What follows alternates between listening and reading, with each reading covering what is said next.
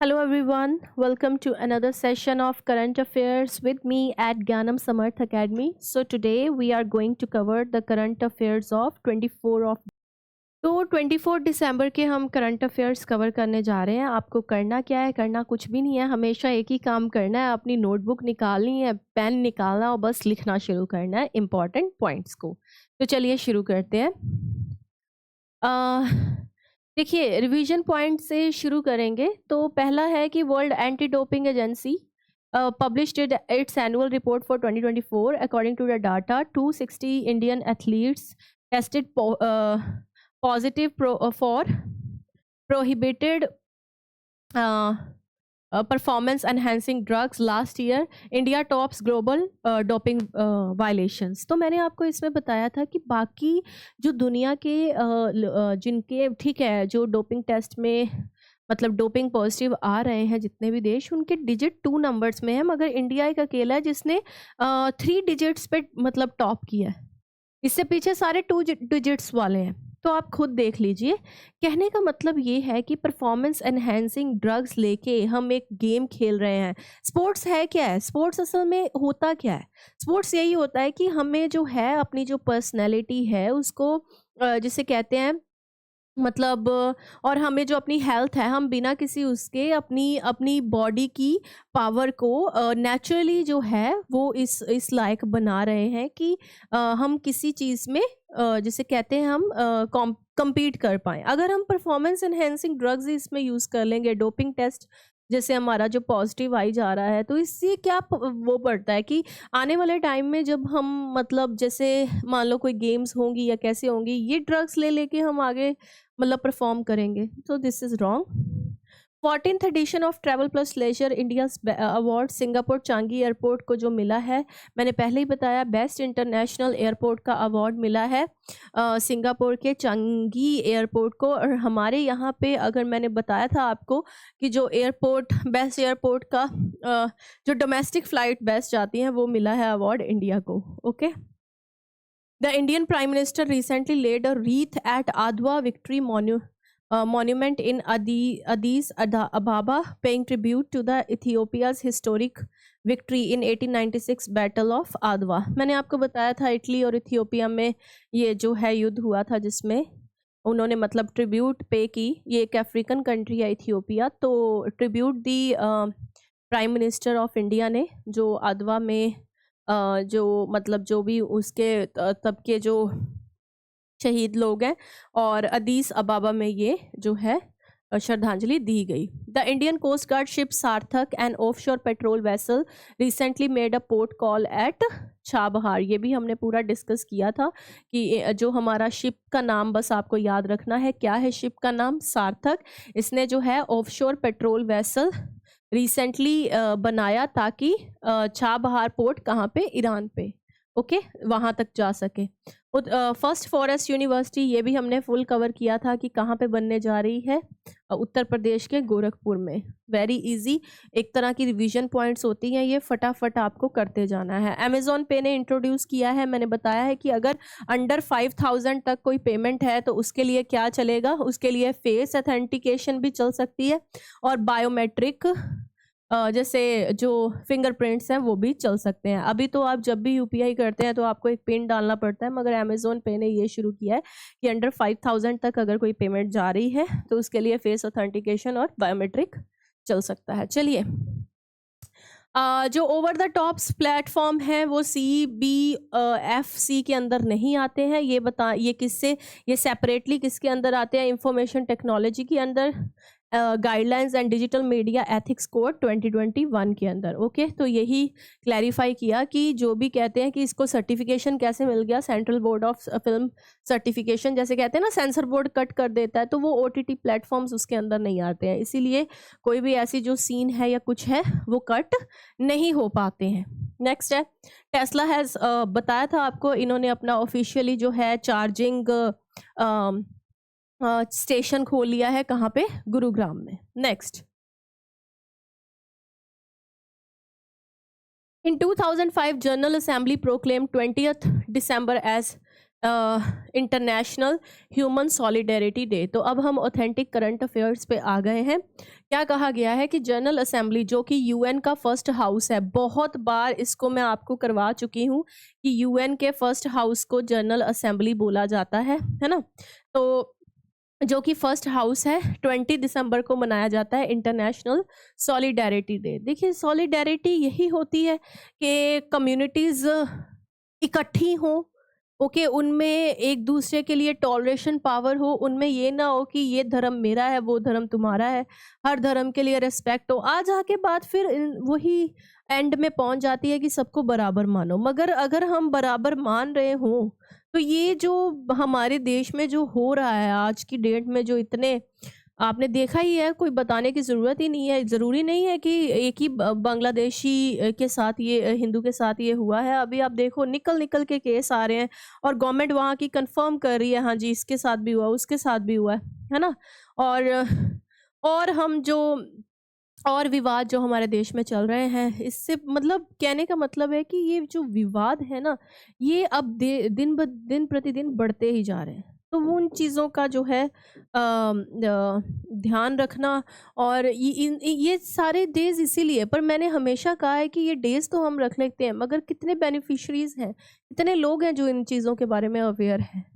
Okay, तो तब भी मगर हम इसको रिकॉग्नाइज करना तो नहीं छोड़ रहे। लोकल लेवल पे प्रोग्राम करवाइए, अवेयर करिए लोगों को कि ऐसे ऐसे चीज़ें हमारे देश में हो रही हैं, इनको हमें ध्यान में रख के जो है काम करना है। तो ये जो है ये एस्टैब्लिश करता है वर्ल्ड सॉलिडेरिटी फंड। ये मतलब पॉवर्टी को डिक्रीज करने के लिए और ह्यूमन एंड सोशल डेवलपमेंट को इंक्रीज करने के लिए किया गया है।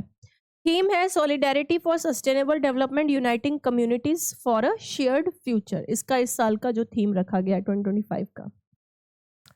UN elects former Iraqi president Barham Salih as head of refugee agency. Okay, तो यूएन का एक रिफ्यूजीज के लिए भी एक ऑर्गेनाइजेशन है। तो जनरल असेंबली ने अप्रूव किया है इराकी प्रेसिडेंट जिनका नाम है बरहम सली। ओके, फिर से नाम बता देती हूँ, Barham Salih as the next head of UN refugee agency. Mr. Salih succeeds long-time agency veteran Filippo Grandi, whose second 5-year term expires in December. तो इनसे पहले इस पोजीशन पे थे वेटरन फिलिपो ग्रैंडी। उसके बाद UN high commission for refugees एक agency बनी है जो कि वर्ल्ड वाइड प्रोटेक्ट करती है रिफ्यूजीज जो कि मतलब युद्ध में या कैसे आ जाते हैं दूसरे कंट्री में, है ना, असाइलम के लिए। तो उनको फैसिलिटेट करना, उनको या तो उनके होम पे लेके जाना या उनकी रीसेटलमेंट करना, उनको होम दिलवाना या रीसेटलमेंट करना। इसको 1950 में एस्टैब्लिश किया गया था सेकेंड वर्ल्ड वॉर के बाद, ताकि हेल्प किया जा सके मिलियन ऑफ पीपल जिन्होंने अपनी जान गंवाई थी।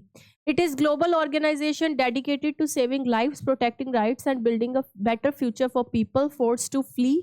मतलब कह रहा है ये उन लोगों के लिए जिनको अपने घरों से भागना पड़ा था, कोई वॉर हो गई, कुछ हो गया, उस करके भागना पड़ा। फंडिंग वॉलंटरली फंडिंग की जाती है, गवर्नमेंट, प्राइवेट ऑर्गेनाइजेशन उनके द्वारा या कोई डोनर्स हैं। इनको नोबेल पीस प्राइज का अवार्ड भी मिला था 1954 और 1981 में इनके कामों के लिए। It started Nansen refugee award in 1954।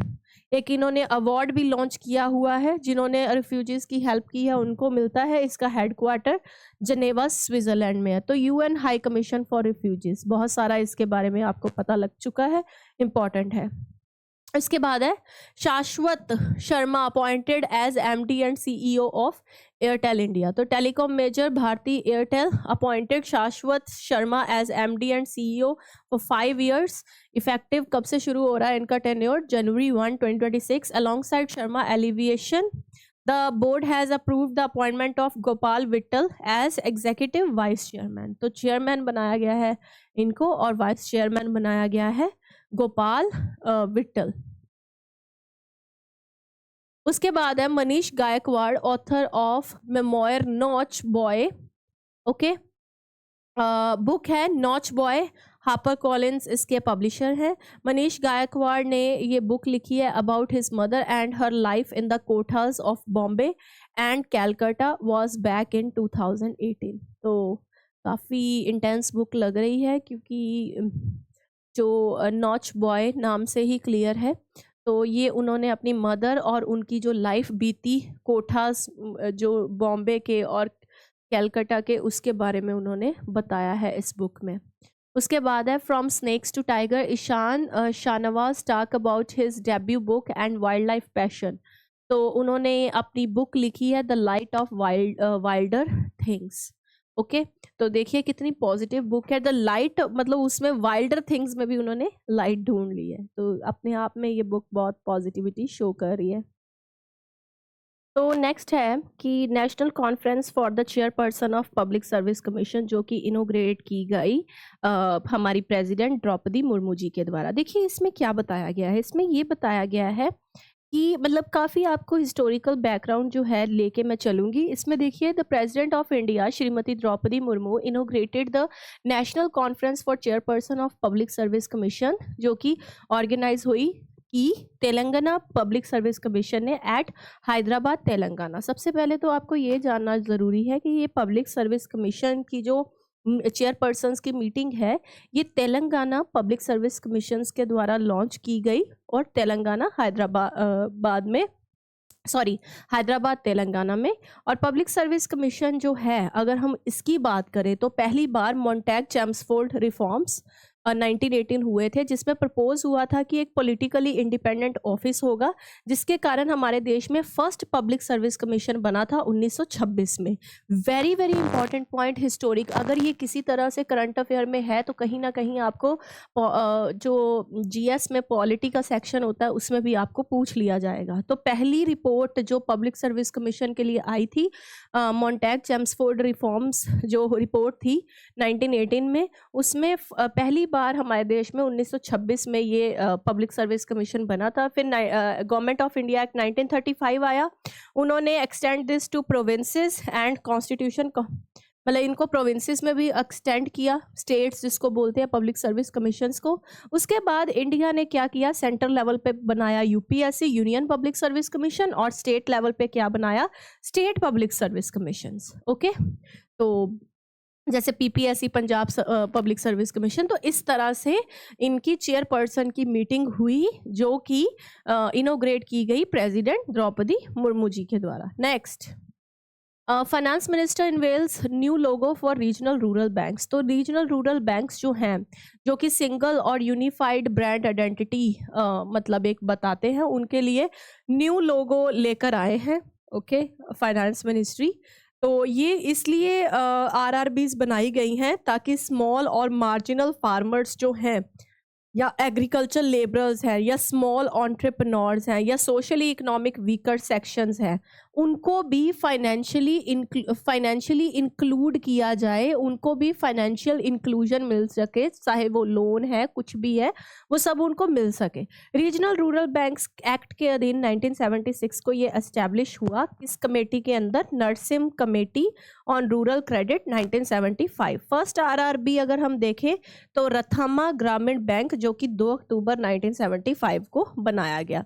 देखिए हमेशा ही ना रीजनल रूरल ऐसी चीज़ों को महात्मा गांधी जी के साथ जोड़ते हैं, क्योंकि उनके साथ जोड़ने का मतलब ही यही है कि वो जो है ना, उन्होंने ही विलेजेस में जो ऑटोनॉमी देने की बात की थी। और हम चाहे विलेजेस को ऑटोनॉमी जो है 73rd 74th अमेंडमेंट के बाद मिली है, मगर उन्होंने जो है ये ऑटोनॉमी देने की बात उन्होंने की थी। इसलिए कोई भी ऐसा काम हो, स्वच्छता या जैसे ग्रामीण क्षेत्र में, तो वो महात्मा गांधी जी के द्वारा ही उनके बर्थडे को मद्देनज़र रखते हुए किया जाता है। तो रथमा ग्रामीण बैंक, जो कि 2 अक्टूबर 1975 को बना।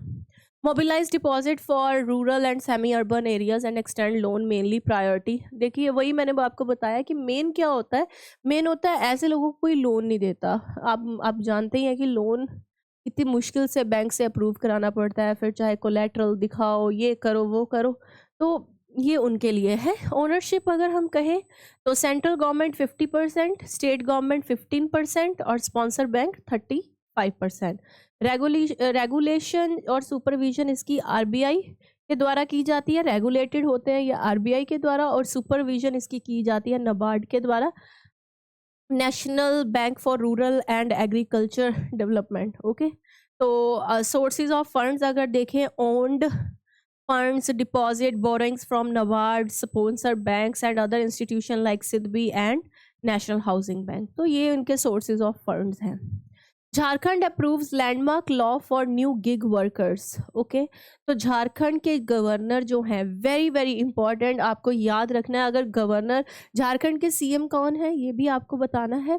ओके, तो झारखंड के गवर्नर हैं Santosh Kumar Gangwar. Has given assent to Jharkhand platform gig workers registration bill 2025, जो प्रोवाइड, ये गिग वर्कर्स को welfare board with quarter at Ranchi सब कुछ प्रोवाइड करेगा। उनके लिए state labour minister will be the ex officio chairperson. Board क्या देखेगा कि गिग वर्कर्स आ रहे हैं और एग्रीगेटर्स एंड फ्रेम जो उनकी सिक्योरिटी के लिए बनाए जाएंगे। Okay, it mandates minimum remuneration based on time and distance, मतलब उनको टाइम एंड डिस्टेंस के हिसाब से पैसा दिया जाएगा, उनको अच्छी वर्किंग कंडीशन दी जाएगी, और अगर वायलेशन हुई तो इससे 10 लाख रुपए का फाइन पड़ेगा और लीगल एक्शन जो है लिया जाएगा।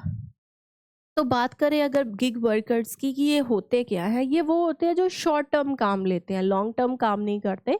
छोटी छोटी मतलब जिनका काम थोड़े टाइम के लिए होता है, कोई कोई मान लो लैंड प्रोजेक्ट है तो उसमें इन्वॉल्व हो गए, वो वाले उनको बोला जाता है गिग वर्कर्स। ओके, तो जो झारखंड के गवर्नर हैं उन्होंने अपना असेंट दिया है संतोष कुमार गंगवार को। झारखंड में कांग्रेस पार्टी का अलायंस है, तो ये आपको याद होना चाहिए कि इसमें किसकी सरकार है। ओके, तो वो आपको कमेंट करके बताना है कि कौन है झारखंड के सीएम।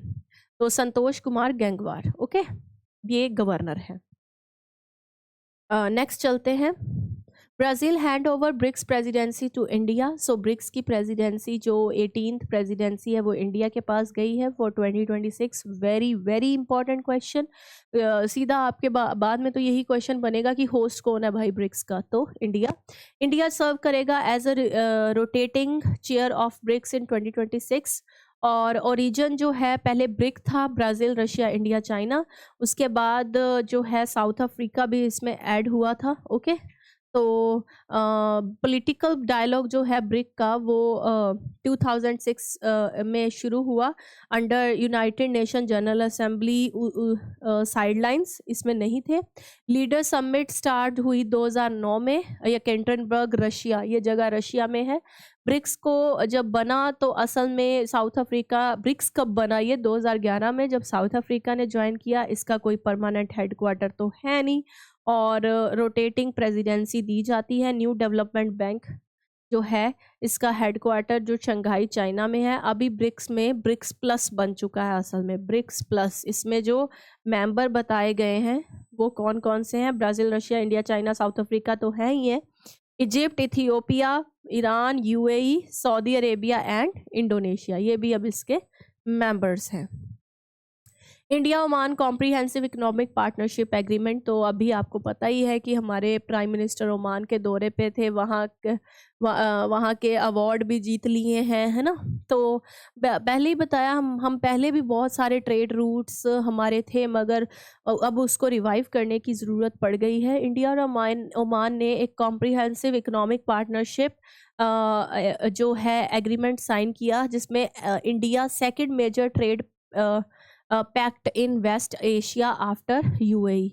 तो अगर हम देखें तो ओमान के साथ हमारा ये सेकंड मेजर जो है ट्रेड पैक्ट हुआ है यूएई के बाद। A comprehensive economic partnership agreement aimed at deepening trade, किस लिए हुआ है? ट्रेड और ज़्यादा हो, सर्विसेज इन्वेस्टमेंट ज़्यादा से ज़्यादा हो, मोबिलिटी हो इंडिया और ओमान के बीच में।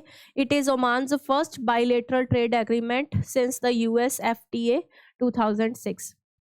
ओके, तो ओमान का ये पहला बायलैटरल ट्रेड एग्रीमेंट है, बायलैटरल दो देशों के बीच, US FTA के बाद, US United States free trade agreement के बाद ये 2006 में उसने किया था बायलैटरल, और अब इंडिया और ओमान के बीच में हुआ है। Zero duty access, Oman removes duties on 98 0.08 tariff lines covering 99.38 of India's exports. Zero duty हो गई है उस पे.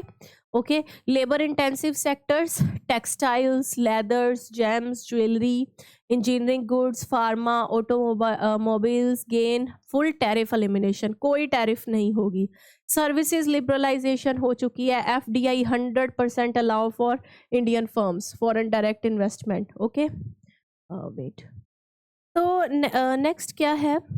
FDI 100% foreign ownership allowed for Indian firms in major services in Oman. Ayush, first ever commitment to traditional medicine across all modes, opening Gulf market for Ayush. Okay, जो कि पता ही है आयुर्वेदा, योगा, यूनानी, सिद्धा और होम्योपैथी से रिलेटेड है. फास्टर फार्मास्यूटिकल अप्रूवल्स जो है इसमें मिलेंगे. नेक्स्ट देखते हैं.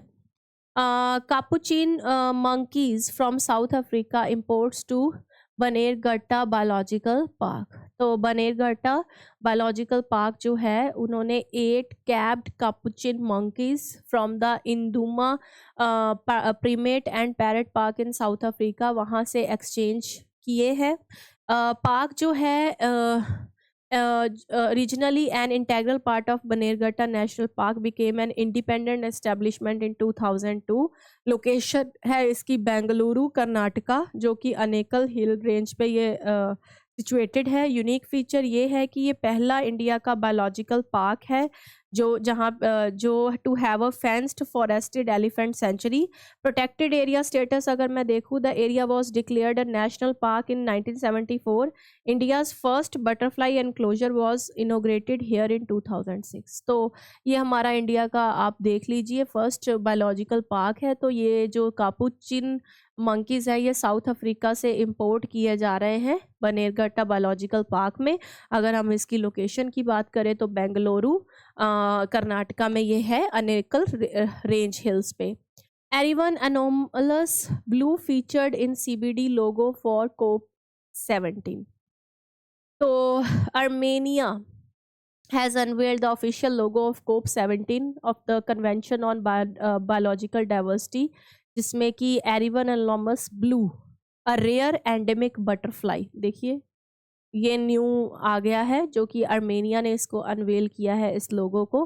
पोलियोमेटस erivanensis commonly known as the Yerevan. Okay, anomalous blue is a blue butterfly species endemic to Armenia. तो ये it is named after Yerevan and is found only in southern Transcaucasia. Okay, वहाँ पे ये मिलती है. ये जो butterfly के नाम पे मतलब येरेवन अर्मेनिया, क्योंकि उन्होंने ये लोगो COP17 कॉन्फ्रेंस ऑफ पार्टीज जो कि इनकी मीटिंग होती है बायोलॉजिकल डाइवर्सिटी पे.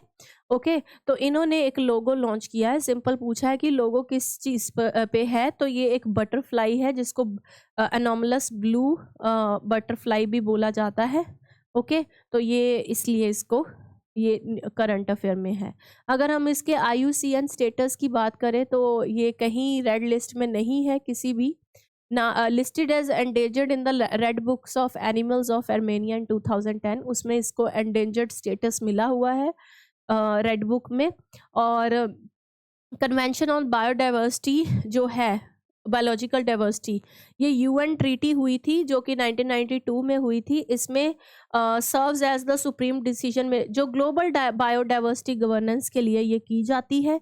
COP17 के जो होस्ट हैं वो अर्मेनिया ही है, वहाँ का येरेवन जो जगह है, और ये 2026 अक्टूबर में होगी. और इसका थीम है taking action for nature. Nature के लिए ज़्यादा से ज़्यादा एक्शन लीजिए.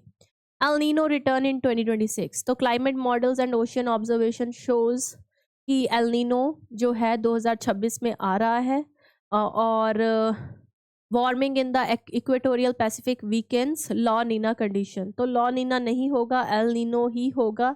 ये क्लाइमेट फिनोमिना है जिसमें क्या होगा, सी सरफेस टेम्परेचर जो है वार्म रहेंगे और ग्लोबल वेदर पैटर्न्स जो हैं चेंज होते रहते हैं. इसको लिटिल बॉय और क्राइस्ट चाइल्ड भी बोला जाता है.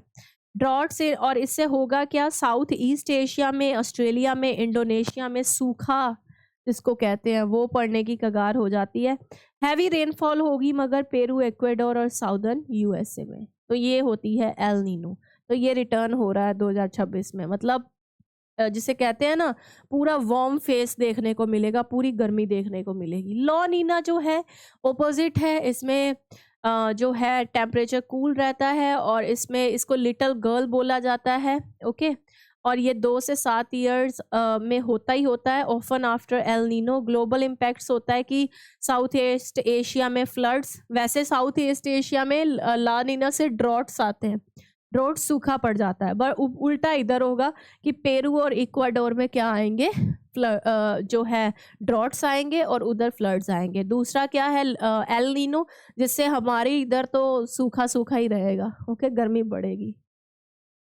Indian satellite internet concept wins top honour at NASA space apps challenge 2025। तो क्या हुआ है, Indian team satellite internet concept जो है ग्लोबल विनर बन के आया है नासा का।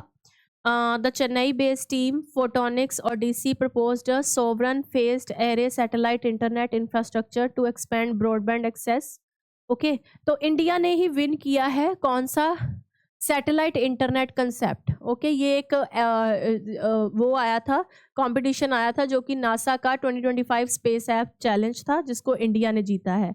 जो विनिंग मेंबर्स हैं नासा स्पेस ऐप्स के, उनका नाम है मनीष डी, एम के प्रशांत जी, राजा लिंगम एन, राशि एम एंड शक्ति आर। सबके सब साउथ इंडियन हैं, तो देख लीजिए इन्होंने ये जीता है ऐप चैलेंज। ये जो इंटरनेशनल स्पेस ऐप चैलेंज है, ये एनुअल ग्लोबल हैकेथॉन है जो कि 2012 में नासा ने लॉन्च की थी, ताकि ज़्यादा से ज़्यादा लोग जो है world wide real world problems solve कर सके डाटा के लिए, डाटा यूज़ करके। PGI-MER awarded India's Best Health Technology Assessment Institute for the second consecutive year. तो जो हम PGI-MER चंडीगढ़ है, उसको बेस्ट हेल्थ टेक्नोलॉजी, सुना ही होगा आपने, कहीं कुछ हो जाए तो कहते हैं उसको PGI रेफर किया है। तो ये जो है चंडीगढ़ का, ये हेल्थ मिनिस्ट्री और वेलफेयर, फैमिली वेलफेयर के द्वारा इसको सेकंड टाइम जो है इंडिया का बेस्ट माना गया है। ये award national conclave entitled arise 2025, जो कि सुषमा स्वराज भवन न्यू दिल्ली में है, ये करवाया गया।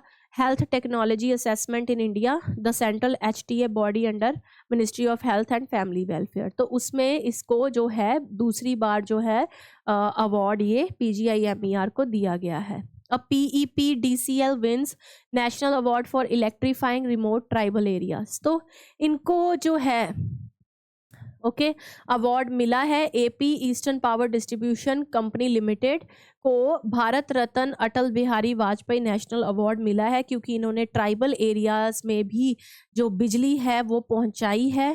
ओके, अंडर प्रधानमंत्री जनजाति Adivasi Nyaya Mahaabhiyan programme which aims to provide basic amenities to PVTG।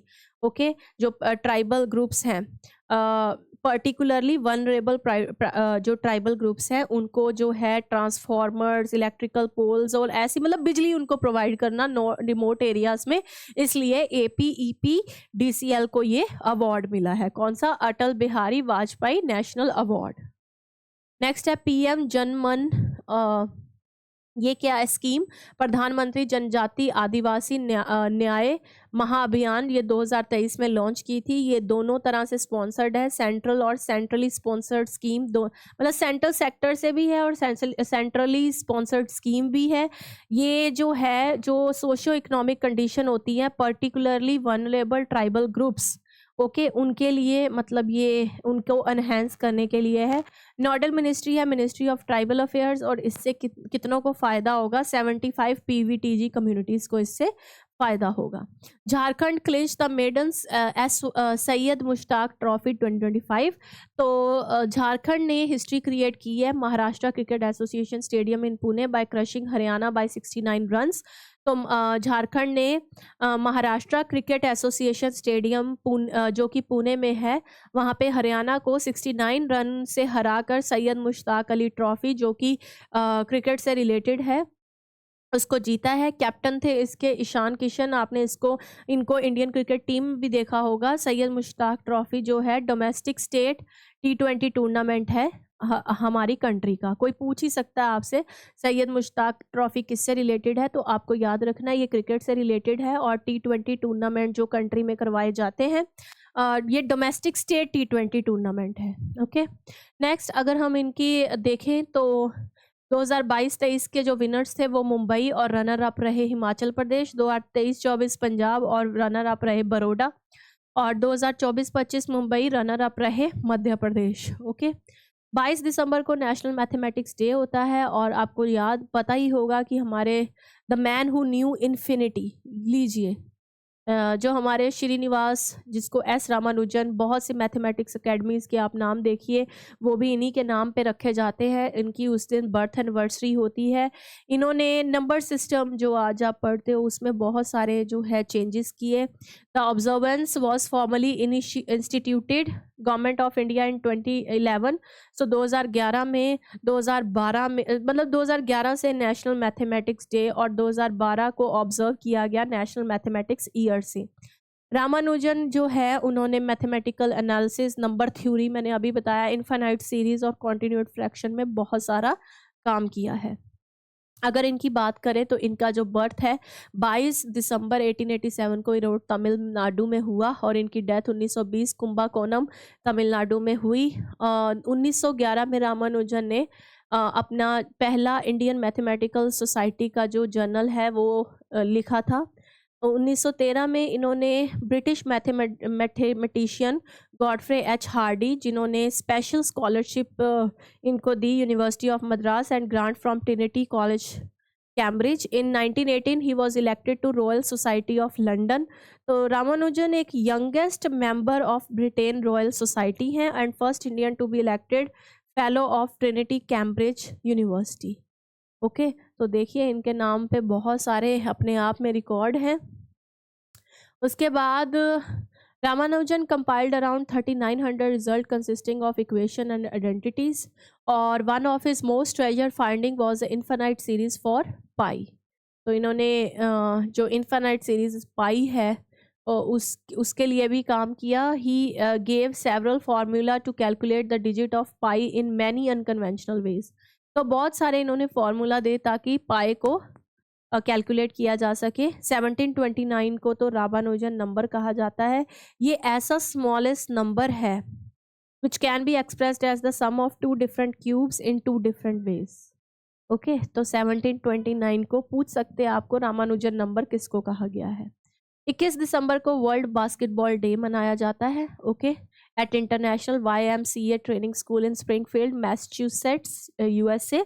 तो 25 अगस्त 2023 को जनरल असेंबली ने अडॉप्ट किया कि 21 दिसंबर को वर्ल्ड वाइड क्या मनाया जाएगा, बास्केटबॉल डे। इसका थीम रखा गया crafting and enduring legacy for better future. ये तो है ही अच्छा, है ना। बास्केटबॉल एक ऐसी गेम है जिससे जो है रनिंग, कई चीज़ें साथ साथ होंगी, एक्सरसाइज। ओके, और फ्यूचर यंग जनरेशन्स को भी कहा जा रहा है, जैसे हमारे इंडिया में फुटबॉल ज़्यादा से ज़्यादा प्रमोट की जा रही है, वर्ल्ड वाइड खेलने वाली गेम है। तो जैसे क्रिकेट लवर्स इंडिया में है वैसे ये बोला जा रहा है कि क्या होना चाहिए, ये भी होने चाहिए बास्केटबॉल लवर्स और फुटबॉल लवर्स। 21 दिसंबर को वर्ल्ड मेडिटेशन डे मनाया जाता है। मेडिटेशन जनरल असेंबली ने 21 दिसंबर UN जनरल असेंबली इन्होंने ही प्रोक्लेम किया है। तो मेडिटेशन डे है क्या, यही है भाई कि जो मेडिटेशन है यही स्ट्रेस, डिप्रेशन, एंजाइटी, जो भी हम छोटी छोटी चीज़ों को आसानी से अपने ग्रैब नहीं कर पाते हैं, है ना, तो उसके लिए ये मेडिटेशन डे जो है आया है। तो नेक्स्ट करते हैं। और इंडिया में तो वैसे ही कोई मेडिटेशन डे तो हम तो शुरू से ही हमें बोला जाता है कि जब भी आपको कोई ऐसी मतलब अब बेचैनी हो रही है, सांस लीजिए लंबी लंबी, और कुछ अगर देखिए कुछ लोग सोचते हैं इससे क्या फ़र्क पड़ रहा है, लंबी सांस, हम इसमें फंसे हुए हैं, आप कह रहे हो लंबी सांस लीजिए, फ़र्क क्यों नहीं पड़ता, पड़ता है फ़र्क, तभी तो लोग वर्ल्ड वाइड इसको एक्नॉलेज कर रहे हैं। ओके, तो 21 दिसंबर को दिसंबर सोलस्टाइस है। दिसंबर सोलस्टाइस जो है दिसंबर 21 को होगा। इससे क्या होगा, ये shortest, this marks the shortest day and longest night of the year. Okay, तो 21 दिसंबर को शॉर्टेस्ट डे था और शॉर्टेस्ट नाइट थी, लॉन्गेस्ट नाइट थी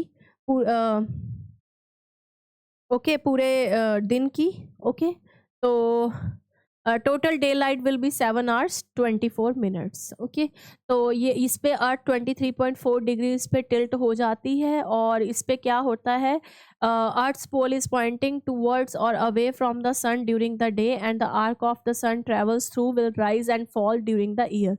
जब अर्थ के पोल दूर हो जाएं, तब सन से अर्थ का पोल दूर हो जाए तो इसको बोला जाता है विंटर सॉलिस्टिस. ओके, और इसमें क्या होता है, जो नॉर्दर्न हाफ है वो अर्थ का वो 23.4 डिग्रीज पर टिल्ट टेढ़ा हो जाता है और इट फॉल्स ऑन December 21 और 22 इन द नॉर्दर्न. तो ये ज़्यादातर आपको नॉर्दर्न हेमिस्फीयर में अर्थ के देखने को मिलेगा December 21 और 22 में.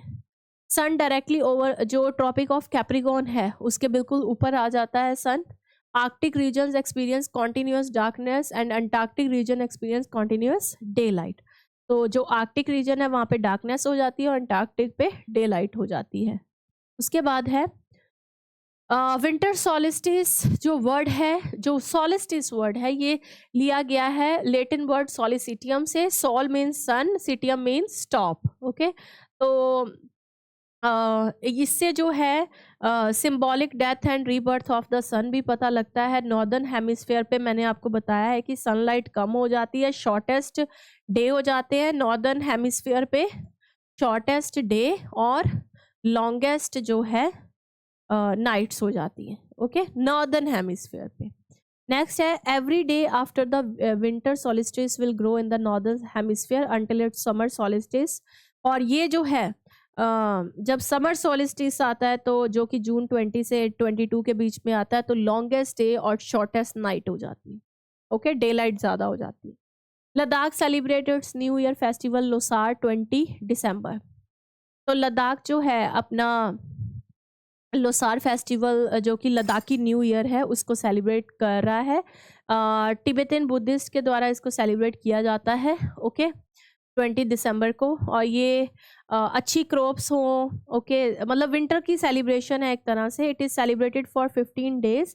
इसको तिब्बतन न्यू ईयर से ये स्टार्ट हो जाता है. हैप्पी लोसार यानी कि happy new year of Ladakh. Okay, तो दे फॉलो लूनर कैलेंडर. तो ये लूनर कैलेंडर को फॉलो करते हैं.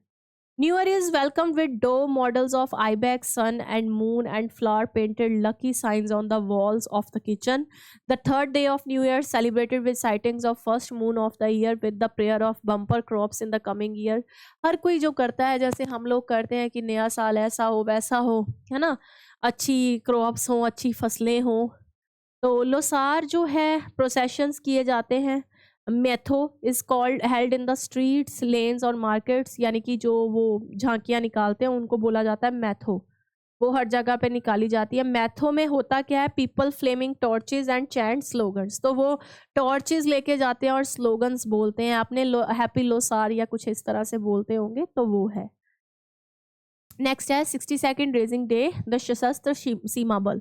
तो सशस्त्र सीमा बल का जो रेजिंग डे है 20 दिसंबर को होता है. और ये जो है इससे मतलब ये anniversary for the formation of force. सशस्त्र सीमा बल जो है पार्ट है CRPF का, CAPF का, sorry, central arm police force, और guards India's border with Nepal and Bhutan. Okay, तो उनका ये है. It is India one of the 7 paramilitary forces in India. Other 6 are, ये मतलब इंडिया की 7 जो पैरामिलिट्री फोर्सेज हैं उनमें से एक है. अदर 6 है Assam rifles, border security force, central industrial CISF security force, central reserve CRPF, Indo Tibetan border police, national security guard. तो उसमें आते हैं ये NSG जिसको बोलते हैं. ओके, तो it was established as special service bureau. कब बनी थी? 1963 में, आफ्टर चाइनीज एग्रेशन, जब 1962 में चाइना ने हम पे अटैक किया था उसके बाद. और ये मिनिस्ट्री ऑफ होम अफेयर्स के अंदर आती है. और ये first central paramilitary force that included women in its rank. तो ये ऐसी पैरामिलिट्री फोर्स है जिन्होंने वुमेन को भी के लिए भी रैंक को इंक्लूड किया है. ICG Indian coast guard ship Amulya commission at Goa. तो हमारी जो इंडियन कोस्ट गार्ड शिप जो है अमूल्या, उसको new generation fast vessel patrol vessel Goa में इसको रखा गया है. ये जो है रैपिड रिस्पांस और एक्सटेंडेड मैरीटाइम ऑपरेशंस के लिए यहाँ पे है. गोवा शिप बिल्डर इसके जो वो है. जिन्होंने ये बनाया है, और दूसरा इंडिजीनियस है, ये इंडिया में बनी है, 51 मीटर फास्ट पेट्रोल वेसल है। प्रोपल्जन देखें तो 2 एडवांस 3000 किलोवाट डीजल इंजन इसमें है, स्पीड इसकी अप टू 27 नॉट्स है, और एंडोरेंस 1500 नॉटिकल माइल्स है। Ex Agniveer quota for BSF constable post now 50%। तो क्या कहा गया है कि ex Agniveer in group C post of central arm police force, पहले 10% कोटा था, अब बीएसएफ में जो है वो 50% कोटा होगा। अब क्या होगा, ex Agniveers were required to compete through the regular recruitment process. 2022 में गवर्नमेंट ने अनाउंस किया था 10% रिजर्वेशन, मगर additional relaxation included 5 years age and relaxation for the first batch and 3 years of subsequent batches. तो अब ये कांस्टेबल जो पोस्ट का जो कोटा है बीएसएफ में वो 50% हो चुका है। न्यू प्रपोजल चेंजेस, तो जो भी मतलब 50% कोटा होगा कांस्टेबल पोस्ट के लिए, और एक्स अग्निवीर जो हैं इससे एग्जेम्प्टेड होंगे फ्रॉम पीएसटी या PET, but must clear the written examination like other candidates. Written examination देना ही है, फिजिकल वगैरह नहीं होगा। Recruitment process, nodal CAPF recruits ex Agniveer for 50% vacancies, SSC recruits remaining candidates 10% ex serviceman. Age relaxation update जो है 30 to 35 years कर दी गई है, इंक्रीज कर दी गई है। अदर सीएपीएफ जो है सीआरपीएफ, सीआईएसएफ, आईटीपीपी, एसएसबी, ये धीरे धीरे अमेंड होती जाएंगी। ओके, तो डेली करंट अफेयर्स के में अगर हम अग्निपथ स्कीम डिटेल्स देखें तो ये 2022 में गवर्नमेंट ऑफ इंडिया ने लॉन्च की।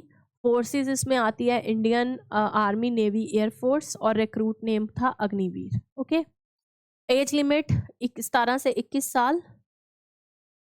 फर्स्ट साइकिल 23 ईयर्स लिया गया ड्यू टू कोविड, फिर सर्विस टेन्योर हुआ 4 साल, फिर retention 25% retained as permanent cadre, 75% exit. Seva Nidhi इसमें इतना लमसम दिया गया। सैलरी पहले साल में 30,000, दूसरे में 33,000, तीसरे में 36 और फोर्थ ईयर में 40,000। इन हैंड सैलरी जो है 70% ऑफ मंथली पे। इंश्योरेंस कवर 48 लाख का during the service. Post service opportunities जो हैं प्रेफरेंस मिलेगी सीएपीएफ जितनी भी होंगी, सेंट्रल आर्म पुलिस फोर्स जैसे आईटीबीपी, असम राइफल जितने भी हैं, स्टेट पुलिस में, डिफेंस पीएसयू में, प्राइवेट जॉब्स में स्किल सर्टिफिकेट दिया जाएगा। ऑब्जेक्टिव्स क्या है, यंगर, ताकि यंग लोग जो हैं वो ज़्यादा से ज़्यादा किस में आए, आर्मी में, इसलिए ये इसका ऑब्जेक्टिव था। 26 all India police band competition, तो ये देखा होगा आपने बैंड। ओके, वेन्यू था इसका Moula Ali, Secunderabad, Telangana. Men brass band first जो आए हैं वो हैं railway protection force, RPF first है इसमें। ओके, सेकंड आए हैं असम राइफल्स। अगर वुमेन में देखें सीआईएसएफ फर्स्ट है, central industrial police force. Runner up रहे हैं सशस्त्र सीमा बल। ओवरऑल चैंपियनशिप विनर जो थे महाराष्ट्र। अवार्ड जो प्रेजेंट किया union coal mine minister G Kishan Reddy ने। पार्टिसिपेशन जो थी 24 bands from state police, central armed forces and uniform services, इन्होंने पार्टिसिपेट किया था। First edition of CineKind award was held in Kolkata. तो सिनेकाइंड अवार्ड जो है ये एक यूनिक इनिशिएटिव है by Firdausul Hasan, president of film federation of India, and Maneka Sanjay Gandhi, chairperson of people for animals, इन्होंने ये शुरू किया है। इसमें क्या होगा, इसमें सिर्फ सिनेमा को नहीं बल्कि जो एनजीओज हैं, लिटरेरी कंट्रीब्यूटर्स हैं उनको भी, और वाइल्ड लाइफ अवेयरनेस जो कर रहे हैं उनको भी अवार्ड दिए जाएंगे। Doctor Harsha Atmakuri for the film Maa Ka Doodh was presented CineKind award for promoting wildlife awareness. अब ये फिल्म माँ का दूध जो है, जो कि डॉक्टर हर्षा आत्माकुड़ी ने बनाई है, ये वाइल्ड लाइफ अवेयरनेस को प्रमोट कर रही है, तो इनको अवार्ड मिला। Director of change award presented to miss Dolly Vyas Ahuja and mister Aryaman Ramsay for the film the land of Ahimsa. Okay, इनको मिला डायरेक्टर ऑफ चेंज अवार्ड। और cinematic impact award for animal welfare जो मिला वो मिला मिस्टर निर्मल वर्मा को for film keeper of the last herd. Okay, तो ये सिनेकाइंड अवार्ड है। Nnena Kalu wins the Turner prize 2025। तो टर्नर प्राइज़ जो है ये पहली ऐसी आर्टिस्ट हैं with the learning disability to acclaim Turner prize. Okay, उन्होंने प्राइज़ जीता कोकून लाइक स्कल्पचर्स के लिए which she make by twisting swirling and knotting found fabric and VHS tape. मतलब ये ऐसे स्कल्पचर बनाती हैं। Prize money okay 25,000 pounds। Okay, Turner prize जो है it was establish in 1984 founded by a group called patrons of new art and is the most esteem award in contemporary British art. तो इनको इतना prize भी मिला है। और कौन है आर्टिस्ट? नैना कालू। ओके, ये फर्स्ट आर्टिस्ट हैं जो कि डिसेबिलिटी के साथ इन्होंने जो है टर्नर प्राइज को जीता है। नेक्स्ट है university of Mysore vice chancellor releases book in honour of late economist professor VK Nataraj. तो university of Mysore vice chancellor NK Lokanath ने एक बुक रिलीज की है। बुक रिलीज की है contemporary development debates in India a festschrift in honour of late economist VK Nataraj. उनके मतलब honour में ये बुक जो है NK लोकनाथन ने रिलीज़ की और इसमें 17 वेल रिसर्च पेपर्स हैं। इसमें ध्यान दिया गया है इंक्लूसिव डेवलपमेंट पे और बहुत सारी चीज़ों पे इसमें फोकस किया गया है। नेक्स्ट है IIFL finance appoints ex RBI deputy governor BP Kanungo's as chairman. तो NBFC फर्म IIFL ओके, इन्होंने अपॉइंट किया RBI के deputy governor former deputy governor BP Kanungo को non executive chairman of the board. Okay, उन्होंने वो डिप्टी गवर्नर रहे हैं reserve bank of India के 2017 से 21 तक और फिर मेंबर भी रहे हैं मॉनेटरी पॉलिसी कमेटी के। अगर हम NBFC non banking financial company की बात करें तो ये NBFC एक्ट 1956 के अंदर रजिस्टर्ड है। इसके जो फंक्शन है मैनेज करता है ministry of corporate affairs and RBI दोनों। Government launches Bharat taxi driver on the ride half hailing initiatives. Okay, तो गवर्नमेंट ने Bharat taxi driver on the ride जो है वो प्लेटफॉर्म्स जो लॉन्च किया है भारत टैक्सी। ओके, ये जो है जनवरी 1, 2026 से होगा, जो कि जैसे प्लेटफॉर्म्स है ना इसके आसपास ऊबर, ओला, रैपिडो, इसके साथ अब इंडिया जो गवर्नमेंट ने लॉन्च किया है उसका नाम है भारत टैक्सी। ये एक कोऑपरेटिव मॉडल है under Sahkar taxi corporation limited. Okay, cooperative limited. इससे जो होगा ट्रांसपोर्ट ऑपरेशंस जो है वो ज़्यादा से ज़्यादा सर्विस प्लान देने की बात कर रहे हैं कस्टमर और ड्राइवर्स को। और बैकिंग आइडेंटिटी इज़ अगर जो इसमें एंटिटीज़ जो काम कर रही हैं वो है अमूल, नाबार्ड और इफ़को। और government of India is acting as a chief promoter. Government of India Bharat taxi का चीफ प्रमोटर है। यूज़र को क्या होगा, पहले अपनी एक डिटेल देनी है और एक कैंपेन करना है और बाकी डिजी लॉकर और UPI जो उसमें यूज़ करते हैं। Corporate social responsibility.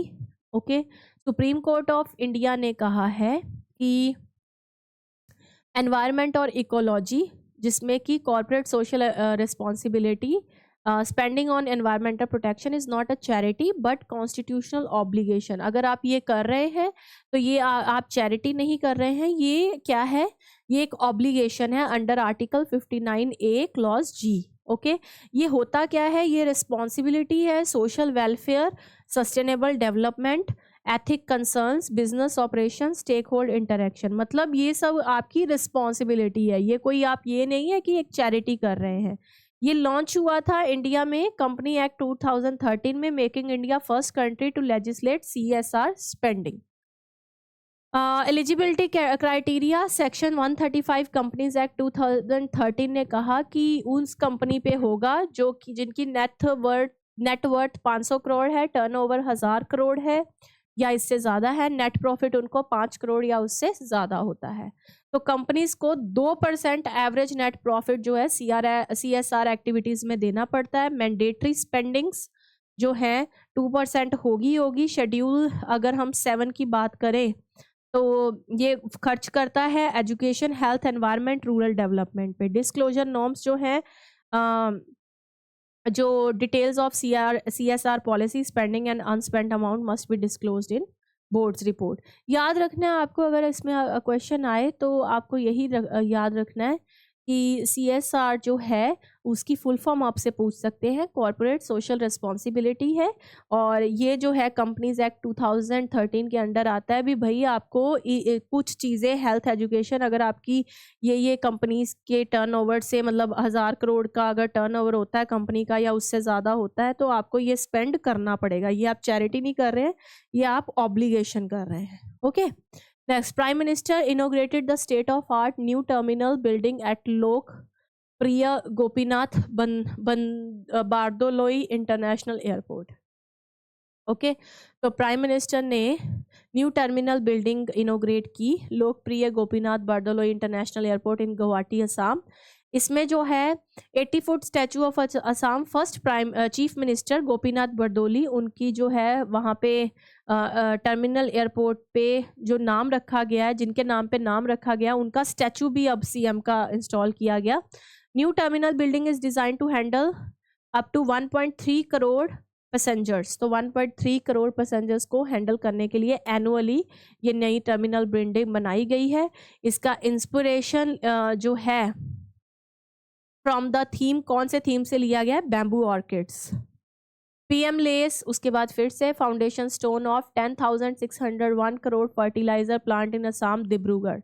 तो 10,601 करोड़ का ब्राउनफील्ड अमोनिया यूरिया प्लांट लगा है नामरूप डिब्रूगढ़ डिस्ट्रिक्ट ऑफ असम, और इससे जो है असम की प्रोडक्शन कैपेसिटी यूरिया की 12.7 लाख मीट्रिक टन होगी, और प्रोजेक्ट जो है कब होगा?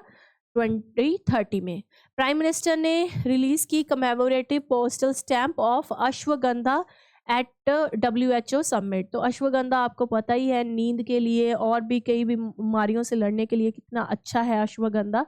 तो सेकंड WHO समिट में जो है हमारे प्राइम मिनिस्टर ने global summit on traditional medicine in new Delhi 17 से 19 दिसंबर जो हुआ उस पर इंडिया ने उसको होस्ट किया, और इसका थीम रखा गया restoring balance for people and planet the science and practice of wellbeing.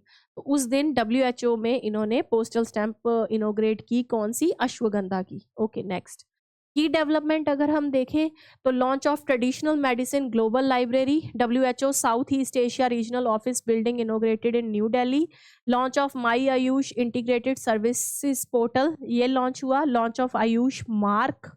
Okay adoption of Delhi declaration जो कि क्या है? मेडिसिन स्ट्रेटजी और बायोकल्चरल हेरिटेज को अलायंस करके चल रही है 2025 से लेकर 34 तक। अश्वगंधा जिसको विथानिया सोमनीफेरा जो कि एक प्रोमिनेंट मेडिसिन है जो कि यूज़ होती है आयुर्वेदा में स्ट्रेस रिडक्शन के लिए, इम्यूनिटी एनहांसमेंट के लिए, ये ट्रेडिशनल मेडिसिन में आती है। नेशनल आयुष मिशन अगर हम देखें तो ये drug standardisation medicinal plant research उसके लिए है। आउगुसी जो कि आयुष औषधि गुणवत्ता एवं उत्पादन संवर्धन योजना, ये जो है ड्रग क्वालिटी स्टैंडर्डाइजेशन और फार्माको विजिलेंस पे फोकस करता है। नेक्स्ट, निर्मला सीतारमण लॉन्चेस विजय पथ लैब्स इन हॉस्पिट गवर्नमेंट स्कूल्स। तो विजय यानी कि विज AI पथ, okay, artificial intelligence education initiative है। इसमें होगा क्या? इसमें जो है आर्टिफिशियल इंटेलिजेंस चलेगी स्टेम के साथ, science technology engineering and mathematics robotics coding and digital innovation. ये इनिशिएटिव जो है Cyient foundation in partnership with Karnataka government इनके साथ लिया गया है। West Bengal government rename state job guarantee scheme as Mahatma Shri to honour Mahatma Gandhi. तो बंगाल के जो ममता बनर्जी गवर्नमेंट है उन्होंने रीनेम किया है कर्मश्री स्कीम को टू महात्मा श्री स्कीम। तो कर्मश्री नाम से मतलब यानी कि पहले ये स्कीम जानी जाती थी, अब महात्मा श्री, ताकि ये महात्मा गांधी को ऑनर कर सके। और जो क्या आपको पता ही होगा कि जी राम जी जो है जो कि कर रहा है महात्मा गांधी आजीविका ग्रामीण योजना जो बना दी गई है उसको मनरेगा को हटा के, तो उसके रिस्पॉन्स में इन्होंने ये किया है। महात्मा श्री स्कीम जो है ये 2024 में जो रूरल अनस्किल्ड वर्कर्स हैं वेस्ट बंगाल में उनको रजिस्टर किया गया नरेगा थ्रू जॉब कार्ड्स, और उसके बाद जो है ये 75 डेज का वर्क देती थी, अब 100 डेज का जो है वर्क देना शुरू हो जाएगी। Jammu Kashmir get its first Gen Z post office, तो जम्मू कश्मीर में भी जो पोस्ट ऑफिस हो चुका है launch. Okay, inaugurated at AIIMS Vijaypur campus, aimed at modernising, तो पोस्टल सर्विस को मॉडर्नाइजिंग करने के लिए किया गया है और जेनजी ड्रिवन सॉल्यूशंस इसमें दिए जाएंगे। Uttar Pradesh to observe statewide road safety month from January 1 to 31, तो उत्तर प्रदेश में रोड सेफ्टी मंथ जो है एक तरह से सेलिब्रेट ही किया जाएगा। ओके, और ये 1 जनवरी, मतलब मंथ कौन सा होगा, जनवरी 1 से लेकर 31 तक 4 ही मॉडल पे ये वर्क करेंगे। Education, enforcement, engineering, emergency care with equal focus on all 4 pillars. अंतरिक्ष प्रयोगशाला space labs, Indian Space Promotion and Authorization Center recently rolled out a request for proposal to establish अंतरिक्ष प्रयोगशाला।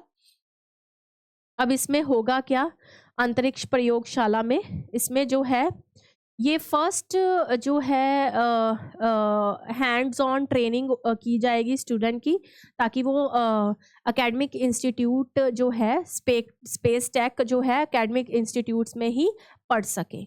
ओके, इसमें जो है 75% जो इन स्पेस जो है वो इनको 75% सपोर्ट प्रोवाइड करेगा और 5 करोड़ रुपीस पर इंस्टीट्यूशन को दिए जाएंगे। की फीचर अगर हम बताएं तो यही है, सिंगल विंडो है, इन स्पेस एक नोडल एजेंसी है डिपार्टमेंट ऑफ स्पेस के अंडर। इसका पर्पस यही है कि ज़्यादा से ज़्यादा जो है प्राइवेट सेक्टर पार्टिसिपेशन जो है स्पेस में की जाए, और ये व्हीकल सैटेलाइट्स बनाते हैं, स्पेस बेस्ड सर्विसेज प्रोवाइड करते हैं, और न्यू स्पेस इंफ्रास्ट्रक्चर और फैसिलिटीज़ भी इनके द्वारा प्रोवाइड की जाती है। टाइड 2.0 स्कीम की अगर बात करें, technology incubation and development of entrepreneurs, तो ये 2019 में आई। ये जो है टेक्नोलॉजी बेस्ड एंटरप्रेन्योरशिप जो है प्रोवाइड करने के लिए है। अगर इस स्कीम में 51 इंक्यूबेटर को सपोर्ट किया जाएगा। ओके, और इसमें जो है हायर एजुकेशन इंस्टीट्यूट खोले जाएंगे, R&D organisation, research and development खोली जाएंगी, और ये कॉम्प्लीमेंट करेगा Genesis, Samriddhi, startup India and other innovation programmes को। नेक्स्ट है Indian cyber agency flag WhatsApp hijack ghost pairing, तो इंडियन जो साइबर सिक्योरिटी एजेंसी CERT है, उन्होंने एक व्हाट्सएप डिवाइस लिंकिंग फीचर जो कि क्या कर रहा है, कंप्लीट कंट्रोल कर रहा है अकाउंट को, मैसेजेस को, फोटोज़ को, उसके लिए वार्न किया है। The ghost pairing attack tricks users granting attacks browser access as an additional trusted and hidden device by using a pairing code that looks authentic. एक कोड भेजते हैं जो कि बहुत ऑथेंटिक लगता है और जिससे क्या है ये अटैक कर देता है, जिसको घोस्ट पेयरिंग इन्होंने कहा है। Okay, Indian computer emergency response team, जिसको सर्ट बोला जाता है, ये नेशनल टेक्नोलॉजी आर्म है ताकि साइबर अटैक्स को क्या किया जा सके, रोका जा सके। उसके बाद है Michaela Benthaus to make history as first wheelchair user in space, तो माइकेला बेंथोस, जिसको मीची भी बोला गया है, ओके, उन्होंने ये पहली ऐसी वुमेन बन गई हैं जो कि यूरोपियन स्पेस एजेंसी की तरफ से कहाँ गई हैं स्पेस में, और ये व्हीलचेयर यूज़र है। ओके, और she reach the edge of space on a Blue Origin flight that launch from Texas से लॉन्च हुई थी ये फ्लाइट। बेंथोस जो है 6 पैसेंजर से हैं, उन 6 पैसेंजर में से हैं जो कि 10 which aboard the suborbital mission which lasted about 10 minutes and crossed Kármán line, the internationally recognized boundary of space, मतलब उनको इन्होंने क्रॉस किया है, उन 6 एस्ट्रोनॉट में से हैं। Operation hockey strike targets IS in Syria, तो हॉक आई जो है, ये हॉक ई बोल दिया यहाँ पे, हॉक आई है, हॉक मतलब चील की नज़र। ओके, तो US एडमिनिस्ट्रेशन ने ये मिलिट्री स्ट्राइक्स कराई सीरिया में, targeting Islamic state fighters and weapon sites days after ambush kill 2 US troops and American civilian interpreter. तो ये सीरिया में इनके द्वारा एक रिटेलिएशन किया गया है USA के द्वारा। Syria is cooperating with US led coalition against Islamic State. तो East Bengal FC clinch SAFF women's club win 3-0 in final, तो साफ वुमेन जो कि शूटिंग फेडरेशन है, ओके, उनके द्वारा नेपाल एपीएफ को हराया गया दशरथ स्टेडियम काठमांडू में, ओके। और women football competition featuring some of the top teams from South Asia. तो इंडियन फुटबॉल क्लब जो है ईस्ट बंगाल ने ये जीत लिया है। Doctor Mansukh Mandaviya leads first anniversary celebration of fit India Sunday cycle in Puducherry. तो union minister of sport affairs, youth and sport affair doctor Mansukh Mandaviya ने एक year of Sundays on cycle को सेलिब्रेट किया। ये एक वीकली साइकिलिंग इवेंट था ताकि फिट किया जा सके इंडिया को, और कोलैबोरेशन थी इसकी cycling federation of India and my Bharat से। तो अब हम आ जाते हैं मोस्ट इंपॉर्टेंट MCQs, ओके। पिछली बार हमने नहीं किए थे, फटाफट इसको देख लेते हैं। तो पहला है which Indian state hosted the national conference for chairperson of public service commissions, जो कि प्रेसिडेंट ऑफ इंडिया ने इनोग्रेट की। तो हम जानते हैं इसका आंसर है तेलंगाना। नेक्स्ट है who has approved by UN General Assembly as the next head of United Nations High Commissioner for Refugees। तो किसको बनाया गया है चेयरमैन? बरहम सली को, ओके। अभी हमने किया है इसको डिस्कस भी। उसके बाद है किस ऑर्गेनाइजेशन को Bharat Ratna Atal Bihari Vajpayee national award for extended electricity supply जो है दिया गया है। तो अभी हम करके हटे हैं कि PDCL AP eastern power distribution company limited को। उसके बाद है the establishment of regional rural banks was based on the recommendation of. तो पूछा गया है कि कौन सी कमेटी ने रीजनल रूरल बैंक्स को ही रिकमेंडेशन दी थी। तो हमने कर लिया हुआ है ये भी, Narasimha committee on rural credit ने। Very very important, very very important question, okay. Next, which team, कौन सी टीम ने सैयद मुश्ताक ट्रॉफी जीती है? सैयद मुश्ताक अली ट्रॉफी, जो कि क्रिकेट से रिलेटेड है। तो किसने जीती है ये? झारखंड ने, ओके। झारखंड के सीएम का भी नाम पूछा था मैंने आपसे। लोकप्रिय गोपीनाथ बरदोली इंटरनेशनल एयरपोर्ट, जो कि रिसेंटली न्यूज़ में है, कहाँ पे है? तो असम में है ना। वहाँ के फर्स्ट सीएम के नाम पे ये नाम रखा गया है। The overall championship shield men's category at 26 all India police band competition किसने जीती है? तो आरपीएफ ने जीती है, okay. Sorry, the overall championship shield man category, sorry पूरा नहीं पढ़ा मैंने, all India police band competition जो है वो महाराष्ट्र पुलिस ने जीता है, याद रखना है। Which Indian football club won the साफ वुमेन्स क्लब, जो ये किसने जीता है? तो अभी हम पढ़ के हटे हैं, ये जीता है ईस्ट बंगाल ने। Next, the ghost pairing attack, जो कि रिसेंटली न्यूज़ है, ये किस पे है? तो hijacking of WhatsApp account via device linking feature, जो कि बिल्कुल ऑथेंटिक लगता है, ओके। नेक्स्ट, ICGS अमूल्य हैज़ बिन डेवलप बाय, तो किसने किया है? Goa shipyard limited. ये भी हमने पूरा कवर कर लिया है। तो इसके साथ ही बच्चे, ये आपको, अगर आप पूरे करंट अफेयर पढ़ेंगे तो इससे इजीली आप जो है आंसर दे पाएंगे। मिलते हैं नेक्स्ट करंट अफेयर के लिए, और तब तक के लिए आप अच्छे से करंट अफेयर को रिवाइज करते जाइए। और कमेंट सेक्शन तो हमेशा ऑन है, अगर आपको किसी भी जो स्लाइड में दिक्कत आती है तो आप मुझसे पूछ सकते हैं। Thank you so much.